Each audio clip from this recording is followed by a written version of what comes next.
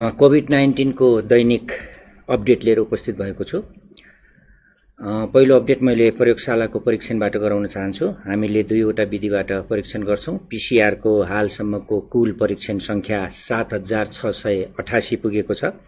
त्यसैगरी rapid diagnostic टेस्टबाट गरिने परीक्षणको संख्या हालसम्म 16565 पुगेको छ।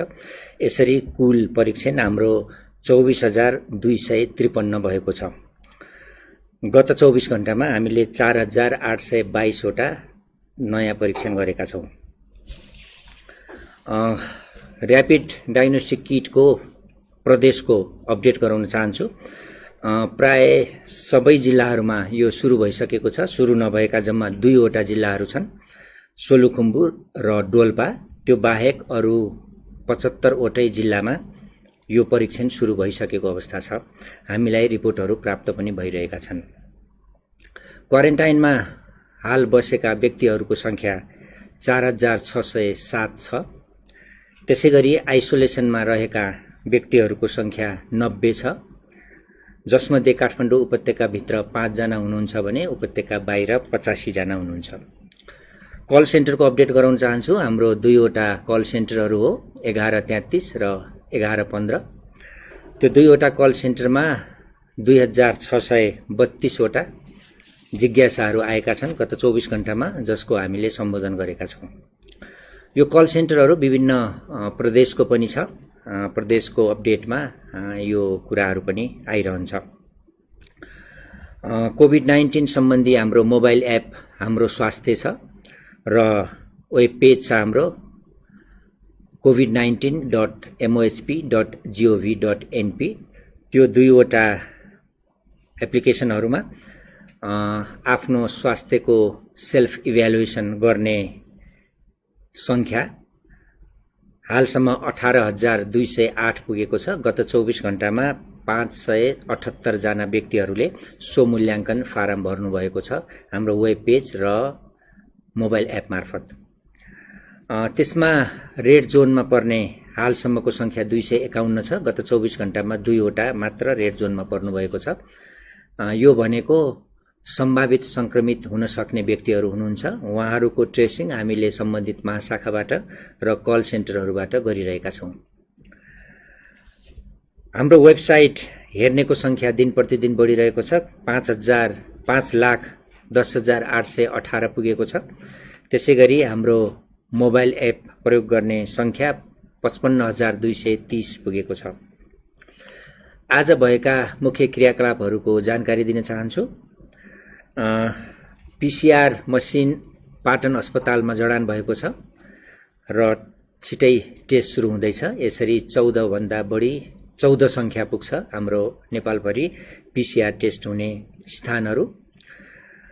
त्यसैगरी अर्को अपडेटमा हामीले गत हप्ता नै 5-5 हजारका दरले र्यापिड डायग्नोस्टिक किट चाहिँ प्रत्येक प्रदेशमा पठाएका थियौं र अहिले फेरि पुनः आवश्यकता अनुसार 30,000 भन्दा बढी र्यापिड डायग्नोस्टिक किटहरू सबै प्रदेशमा गरेर त्यति संख्या पठाइसकिएको छ। यो थप पठाइएको संख्या हो।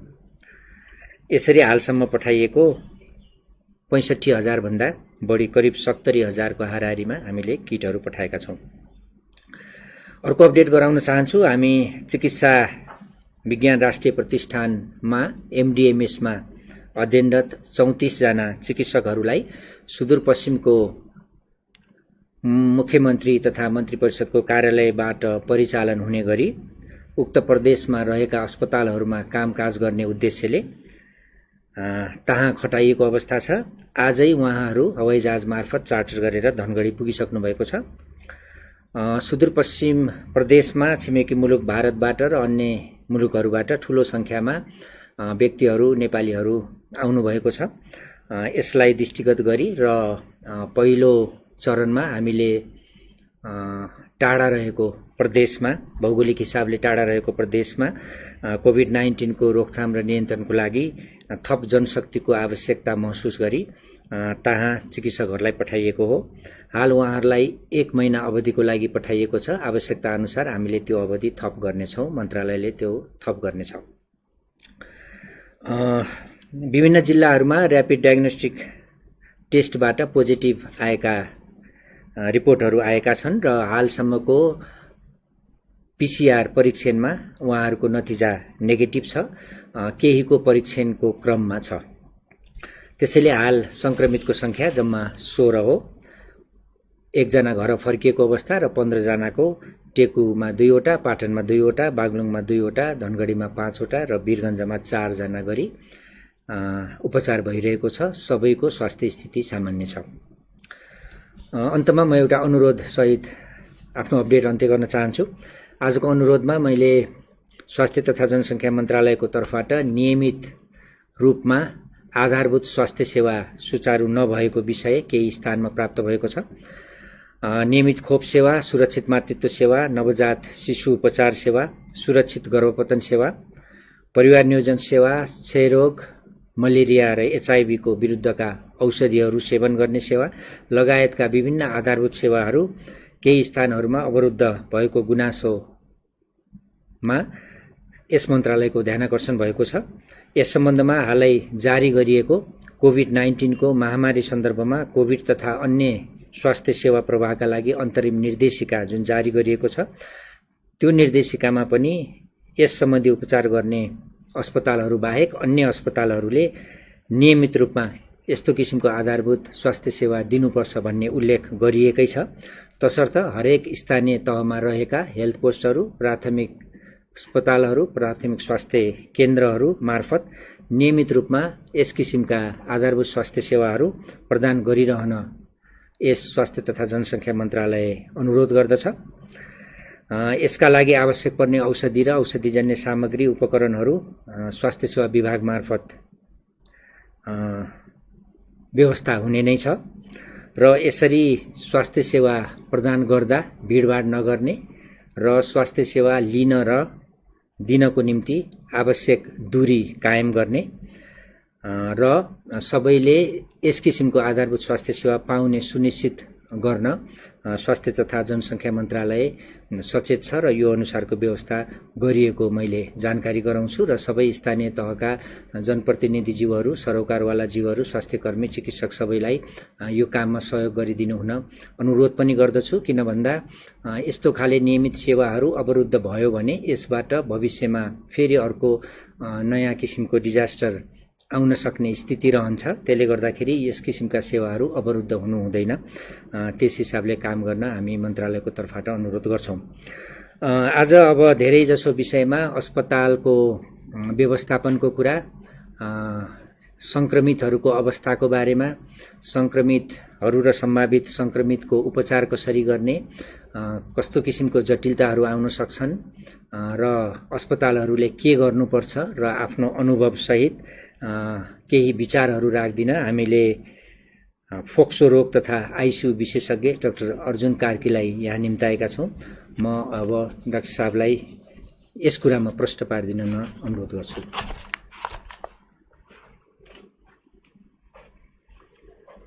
हस्, नमस्कार। अब हाम्रो स्वास्थ्य मन्त्रालयको तर्फबाट डाक्टर विकास देवकोटाले योभन्दा पहिला पनि आज पनि धेरै कुराहरू प्रकाश पार्नु भएको छ। अब हाम्रो मिडियाबाट पनि धेरै कुराहरू आइराखेका छ। कोभिड-19 को बारेमा मोटामोटी अब हाम्रो सार्वजनिक तहमै सूचनाहरू प्रशस्त मात्रामा प्रवाह भइराखेका हुनाले त्यसको बारेमा धेरै चर्चा गरिराख्नु आवश्यक छैन। म अलिकति छोटकरीमा के भनेदेखि महत्त्वपूर्ण कुरा भन्न चाहन्छु। एउटा कुरा चाहिँ नै यो भाइरस अब हाम्रो सबै संसारकै लागि नयाँ एउटा महामारीको रूपमा आइसकेका हुनाले यसको बारेमा सबै कुराहरू जानकारी वैज्ञानिकहरूलाई पनि भइसकेका छैन। अहिलेसम्म हामीले जुन जुन ठाउँमा महामारी भयो त्यहाँको बिरामीहरूको संक्रमणको प्रकृति, त्यसमा चाहिँ विभिन्न सरकारहरूले लिएको नीतिहरू र वैज्ञानिकहरूले अनुसन्धान गरेर अहिलेसम्म जति जानकारी पाइएको छ त्यसको बारेमा अलिकति छोटकरीमा हामीले नबुझी नहुने कुरा चाहिँ के भनेदेखि कुनै यो हावाबाट उठेर त्यतिकै चाहिँ हवाईजहाज उडे जस्तो गरिकन आउने होइन। यो चाहिँ संक्रमित मान्छेहरूको सम्पर्कमा अलिकति नजिकै परियो र उहाँहरूले खोक्दाखेरि अथवा हाछ्यौं गर्दाखेरि हामी नजिकै रहेछौँ भनेदेखि र त्यसमा हामीले लापरवाही गऱ्यौँ भनेदेखि सर्ने सम्भावना बढी हुन्छ। अनि एकचोटि रोग सरिसके पछाडि कतिपयलाई लक्षणहरू देखिन्छ, कतिपय मान्छेहरूले लक्षण पनि नदेखिने रहेछ। तर लक्षण नदेखे तापनि उनीहरूले रोग सार्न सक्ने, त्यो भाइरस सार्न सक्ने हुनाले हामीले कुनै मान्छेलाई खोकेको छ कि छैन, अथवा चाहिँ हाछ्यौँ गरिरहेको छ कि छैन, अथवा बिरामी भएको छ कि छैन भन्ने कारणले उसको छेउमा जाने कि नजाने भन्ने कुराको टुङ्गो गर्दाखेरि चाहिँ अलि बढी जोखिम हुन्छ। किनभने लक्षण पटक्कै नदेखेका मान्छेले पनि सार्न सक्ने सम्भावना भएको हुनाले हामीले मोबाइल फोन चलाउँदाखेरि पनि बारम्बार आइरहेको छ यो सन्देशहरू।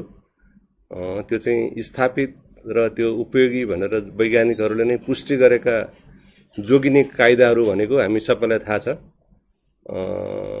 सकेसम्म भिडभाडमा नजाने, जानै पर्यो भनेदेखि पनि अब केही दूरीको अवस्थामा बसेर मात्रै चाहिँ त्यो आफ्नो कामहरू सिद्ध्याउने, छिटछिटो र घर फर्किने।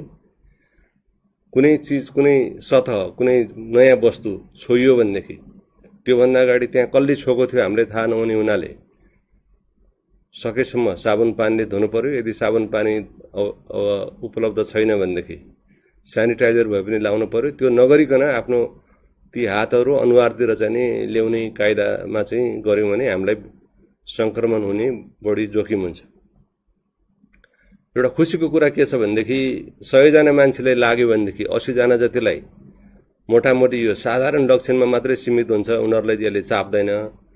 करिब 20% मान्छेहरूलाई यसले चाप्छ र सास फेर्न गाह्रो हुने भएपछि, अलिकति एकदमै शिथिल भएपछि हामीले अस्पतालमै भर्ना गर्नुपर्ने हुन्छ। 80% मान्छेहरूले चाहिँ घरमै बसेर चाहिँ त्यसको थप स्याहार सुसार आवश्यक पर्दैन। तर शङ्का लाग्यो भनेदेखि टेस्ट गराइहाल्नु पर्दछ, जुन अघि डाक्टर साहबले पनि भनिसक्नुभयो। पिसिआर सबभन्दा राम्रो, तर पिसिआरका पनि केही सीमितताहरू छन्। त्यसकारण अहिले हामीले ऱ्यापिड डायग्नोस्टिक किट भनेर जुन चलाइराखेका छौँ ठाउँ ठाउँमा, त्यसका पनि चाहिँ केही सीमितताहरू छन्। एकचोटि सङ्क्रमण भइसकेको पछि 6-7 दिनमा चाहिँ त्यसले अलिकति हाम्रो यो एन्टिबडी भन्ने कुरालाई टिप्न सक्छ। अनि त्यो टिपिसके पछाडि चाहिँ त्यसले यो मान्छेले सङ्क्रमण भएको रहेछ, तर ठ्याक्कै अहिले भएको थियो कि अलिकति 2-4 हप्ता अगाडि नै भएको थियो भन्ने कुरा चाहिँ त्यसले भन्न सक्दैन। त्यसकारण चाहिँ डाक्टरले जसले मूल्याङ्कन गर्यो, त्यो मूल्याङ्कन गरेको मान्छेले यो मान्छेले चाहिँ कोभिड भएको चाहिँ सम्भावना छ, किनभने यो बाहिरबाट आउनु भएको र अथवा सङ्क्रमित मान्छेको सम्पर्कमा बस्नु भएको भन्ने खालको एउटा पृष्ठभूमि छ भनेदेखि उहाँहरूलाई त्यो शङ्का लागे पछाडि त्यो पहिलोचोटिमा चाहिँ छ भन्ने पोजिटिभ नदेखे पनि चिकित्साको उसमा चाहिँ फेरि चाहिँ उहाँहरूले दोहोऱ्याएर हेर्नुपर्ने पनि अवस्था आउँछ। एक कुरा। दोस्रो कुरा चाहिँ नि यति गर्दा गर्दै क्वारेन्टाइनमा बस्यो। अब क्वारेन्टाइनमा बस्दाखेरि टेस्ट गरियो, टेस्ट गर्दाखेरि पनि चाहिँ देखा परेन भनेर चाहिँ एकदम मलाई त ल ठिक भएछ भनेर चाहिँ त्यो सतर्कतालाई छोडेर जथाभावी गर्नु भएन। किनभनेदेखि उसलाई सङ्क्रमण नभएको होला, तर त्यो ऊ पनि सङ्क्रमित हुनसक्छ नि त सङ्क्रमण भएको मान्छेबाट। त्यसकारण क्वारेन्टाइनबाट मुक्त हुने बित्तिकै चाहिँ मलाई अब एकदमै केही पनि हुँदैन भन्ने खालको हामीले त्यसमा लापरवाही गर्नु जाति हुँदैन। त्यसले आफूलाई चाहिँ जोखिममा पार्न सक्छ। तेस्रो कुरा, यो हामी नागरिकको हिसाबले एउटा कर्तव्य पनि भयो। केही ठाउँहरूमा अब आफ्नो व्यवहारिक काम गर्नखेरि त हामीहरू बाहिर निस्किनै पर्यो। अब कतिपय ठाउँमा चाहिँ यो सरकारले भन्दैमा म किन टेर्ने, मलाई जे मन लाग्छ त्यही गर्छु भन्ने खालको अलिकति अल्पकालीन सोचाइबाट प्रभावित भएर अलिकति नियममा नबसेको, आफूले जुन सतर्कता अपनाउनु पर्ने हो त्यो नअपनाएको भन्ने खालको कुरा पनि हामीले ठाउँ ठाउँमा सुन्नमा आइराखेको छ। अब हामी एउटा यो मुलुकमा आएको महामारीलाई नियन्त्रण गर्नको लागि सरकारको तर्फबाट, अन्य सङ्गठनहरूको तर्फबाट, आम जनताहरूबाट जुन किसिमको अभूतपूर्व एकता र अभूतपूर्व चाहिँ समर्थन भइरहेका छ, यसमा चाहिँ यसलाई हराउनको लागि त्यसमा हामी सबैले चाहिँ एउटा नागरिक दायित्व हो, यो कर्तव्य चाहिँ पालना गर्नुपर्छ भन्ने कुरालाई म पनि यसमा चाहिँ फेरि अनुरोध गर्न चाहन्छु। र अर्को कुरा भनेको चाहिँ नि अब हामीले चाहिँ यो एकचोटि आएर चाहिँ यो फेरि सिद्धियो भन्ने पनि होइन। यो चाहिँ अहिले चीनमा चाहिँ जुन भएको थियो, चीनमा भएको एकचोटि उहाँहरूले नियन्त्रणमा लिइसक्नु भएको थियो। तर नियन्त्रणमा लिएर एउटा त्यो लकडाउनहरू पनि चाहिँ नि त्यसलाई अन्त्य गर्दाखेरि पनि फेरि नयाँ नयाँ बिरामीहरू पनि पहिचान भइराखेको छ। कोरियामा पनि त्यस्तै भइराखेको छ। त्यसो भएको हुनाले हामीले यो सतर्कता चाहिँ नि अब पोजिटिभ देखिन छोड्यो, अब त रहेन रहेछ गरे नेपालमा भन्ने दृष्टिकोणले पनि त्यतापट्टि गयौँ भने पनि हामीलाई धोका हुन सक्छ। त्यसो भएको हुनाले यो सबै कुराहरूलाई हामीले मनमा विचार गरौँ। र अहिले हाम्रो मनमा केही जिज्ञासाहरू छ भनेदेखि अहिले यो एपबाट यो उहाँले मोबाइल के अरे त्यो हाम्रो सोधपुछ गर्ने नम्बरहरू पनि, फोनको नम्बरहरू पनि बताइसक्नु भएको छ। र साथसाथै म अन्त्यमा के भन्न चाहन्छु भनेदेखि अहिले हामीले मिडियातिर पनि कतिपय मान्छेहरूले यो सामाजिक सञ्जालहरूमा पनि अलिकति चाहिँ नमिठो कुराहरू, अलिकति घोजपेचका कुराहरू, अलिकति सरकारलाई चाहिँ जसरी हुन्छ अलिकति चाहिँ घोज्नै पर्छ भन्ने खालको कुराहरूले पनि मान्छेहरूलाई अनाहकमा चाहिँ एउटा दिग्भ्रमित पार्न सक्ने खालको कुराहरू पनि त्यस्तो अभिव्यक्तिहरू पाइएको छ। अब यो अहिले महामारीमा सरकारका कमी कमजोरीहरू हुन सक्छन्, उनीहरूलाई चाहिँ हामीले यो गर्नु भएन भन्ने त्यस्ता खालका ठोस कुराहरू छन् भने सुझाव पनि दिँदै जानु पर्यो। सरकारले जे गर्छ चुप लाएर चाहिँ बस्ने भन्ने पनि होइन। तर अहिले चाहिँ सानो कुरा भयो कि त्यसलाई यही बेलामा हो हान्ने भन्ने ढङ्गको पनि व्यवहार गर्नु हुँदैन होला अहिले। त्यसो भएको हुनाले यो अहिले के सरकार, के नागरिक, के अन्य पेसाकर्मीहरू, स्वास्थ्य कर्मीहरू सबैले मिलिजुली एउटा गर्नुपर्छ। र अन्त्यमा म के भन्न चाहन्छु भनेदेखि यो स्थानीय तहमा अहिले खास गरिकन कर्णाली प्रदेशमा चाहिँ त्यहाँको जनताहरूले स्वयंसेवकहरूको परिचालन गरेर यो बाहिरबाट आएको मान्छेहरूलाई क्वारेन्टाइनमा कसरी राख्ने, उनीहरूलाई चाहिँ कुनै लक्षणहरू देखा पर्यो भनेदेखि त्यो कन्ट्याक्ट ट्रेसिङ भनेर भन्छ, उनीहरूको संसर्गमा आएको मान्छेहरूलाई कसरी पत्ता लगाउने, कसरी पहिचान गर्ने भनेर स्वयंसेवकहरूको चाहिँ टोलीहरू गठन गरेर उहाँहरूले एकदमै अभूतपूर्व कामहरू गर्नुभएको छ। मलाई लाग्छ त्यो चाहिँ नि अन्य ठाउँहरूमा, अन्य प्रदेशहरूमा, अन्य समुदायमा पनि त्यसको तौर तरिका र त्यसको पाठहरू सिकेर हामीले त्यसलाई लागू गर्नुपर्छ होला आफ्नो स्थानीय ठाउँमा भन्ने पनि म आम जनतालाई पनि स्वास्थ्य मन्त्रालयले पनि अनुरोध गर्न चाहन्छु। ठिक छ, टाइम सिद्धियो। हस्, धन्यवाद।